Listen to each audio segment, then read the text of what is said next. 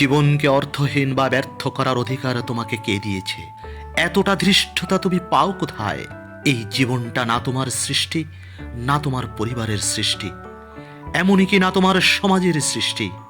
জীবন দেওয়ার মালিক একজনই এবং কেড়ে নেওয়ার ক্ষমতাও তার। তোমার জীবনটাকে তোমার রক্ষণাবেক্ষণের দায়িত্ব দেওয়া হয়েছে, ব্যর্থ করার জন্য নয়। সে অধিকার তুমি রাখো না। আচ্ছা ভাবো তো, হ্যাঁ প্রথমেই ভাবো, তুমি কি সেই একমাত্র ব্যক্তি যাকে এই পৃথিবীতে আসার জন্য পাঠানো হয়েছে? তোমার আগে পরে কেউ আসে নাই, আর তোমার পরে কেউ আসবে না। না, ঘটনাটা কিন্তু এমন নয়। দেখো, জীবন যদিও তোমার, তবুও বলবো এটা শুধু তোমার একান্ত বিষয় নয়, এটা সবার। তোমার বাবা মা, তোমার প্রিয়জন, তোমার বন্ধুরা, এমনকি সমাজ এবং উপরে যিনি আছেন তারও। এখন নিশ্চয়ই বুঝে গেছো জীবনটা একান্তই তোমার নয়। এখন জীবনটা একান্তই তোমার নয় এ কথা বলে দায় সারার চেষ্টা করো না দয়া করে। কারণ প্রত্যেকেরই তোমার জীবনের উপর অধিকার রয়েছে, এমনকি পৃথিবীর আলো, বাতাস, মাটি, পানি সবারই। একটা শিশু যখন জন্মগ্রহণ করে তখন তার জীবন শুরু হয় নতুন সম্ভাবনা দিয়ে। তার বাবা মা তাকে নিয়ে স্বপ্ন দেখে, তাকে শেখায় আগলে রাখা এবং পৃথিবীকে ভালোবাসতে শেখা, জানিয়ে দেওয়ার প্রতিশ্রুতি দেয়। আচ্ছা, তুমিও তো কখনো ছিলে সেই ছোট্ট শিশুটি। তখন কি ভাবতে জীবন শুধু এক অনিশ্চিত যুদ্ধ ছিল না? ছিল নতুন কিছু জানার, পাওয়ার, বোঝার অভিলাষ? না, তুমি কিছুই ভাবতে পারতে না।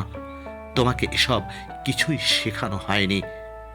ঠিক এ কারণে জীবনের পথে চলার জন্য তোমার পরিবার, তোমার প্রিয়জনেরা তোমার সাথে থাকে সব সময়।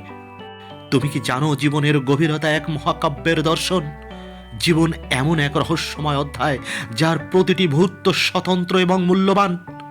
এটি একটি অমূল্য দান যা সৃষ্টিকর্তা আমাদের হাতে তুলে দিয়েছেন। কিন্তু কিন্তু তুমি কি ভেবে দেখেছো এই জীবনের প্রতি তোমার দায়িত্ব কত বড়? এই অনন্ত সম্ভাবনার জীবনে তোমার প্রত্যেকটি পদক্ষেপের মানে আছে। তাহলে তোমার জীবনকে অর্থহীন বা ব্যর্থতার দিকে ঠেলে দেওয়ার অধিকার তোমাকে কে দিল? তোমার বিবেক কি একবারও তোমাকে প্রশ্ন করেনি তোমার জীবনের সঙ্গে এই অন্যায় কেন? জীবন শুধু সুখের উৎস নয়, এটি দুঃখ, সংগ্রাম এবং প্রতিকূলতার এক অবিচ্ছেদ্য অংশ।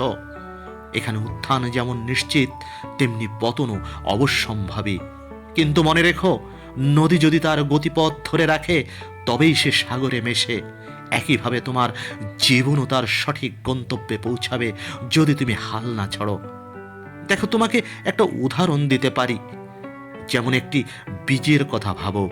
মাটির নিচে অন্ধকারে শুয়ে থাকা সেই ছোট্ট বীজ যদি তার শক্তি দিয়ে পৃথিবীর উপরে মাথা তুলে না দাঁড়ায়, তবে কিভাবে সে এক মাহিরূপে রূপান্তরিত হবে? তোমার জীবনও তেমনি।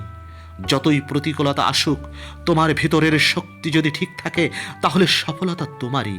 তারপরেও তুমি জেনে রেখো, তুমি একা নও। তোমার সঙ্গে তোমার পরিবার, পরিজনের স্বপ্ন, আকাঙ্ক্ষা এবং ভালোবাসা জড়িয়ে আছে।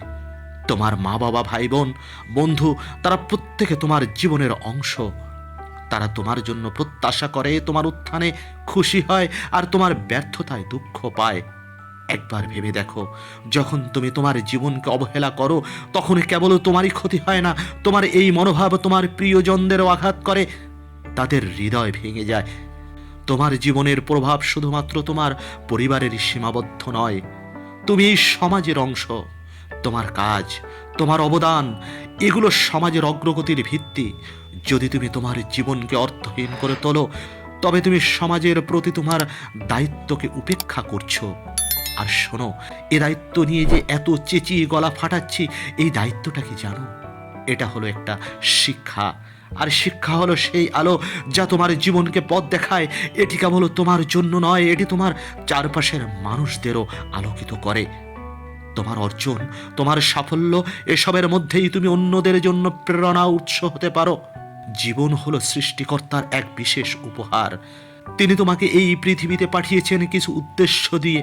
তিনি তোমাকে শক্তি দিয়েছেন, প্রতিভা দিয়েছেন, সম্ভাবনা দিয়েছেন।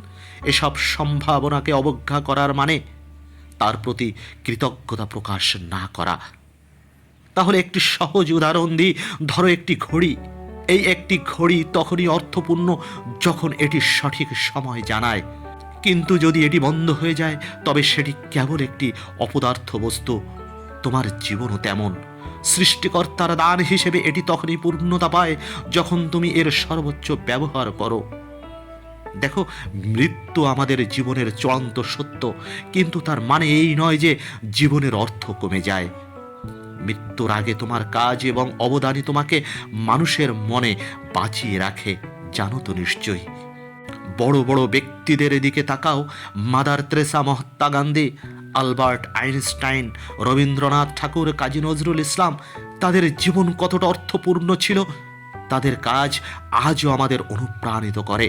তাদের মতোই তোমার জীবনেও যদি তুমি কিছু সৃষ্টি করো, কিছু অবদান রাখো, তবে তোমার স্মৃতিও চিরকাল বেঁচে থাকবে। জীবন মানে লড়াই, এটি কখনো সহজ নয়, কিন্তু এই কঠিন পথই তোমাকে শক্তি, অভিজ্ঞতা এবং সাফল্যের স্বাদ দেয়, জানো তো নিশ্চয়ই। মনে রেখো, তুমি একা নও।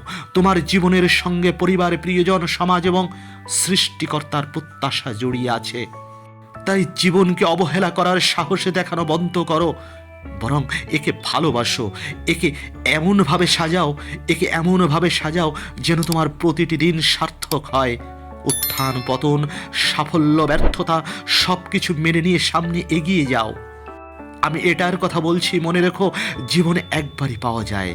দয়া করে একটু সঠিকভাবে বাঁচো, কারণ একদিন এই জীবনই তোমার গল্পের সাক্ষী হয়ে থাকবে। প্রিয় ভিউয়ার্স, আমি জানি কথাগুলো তোমাদের ভালো লাগে, আর কিছু সংখ্যক লোকের ভালো লাগার জন্য দয়া করে শেয়ার করে দিও। পাশাপাশি সাবস্ক্রাইব করতে ভুলে যেও না। ধন্যবাদ।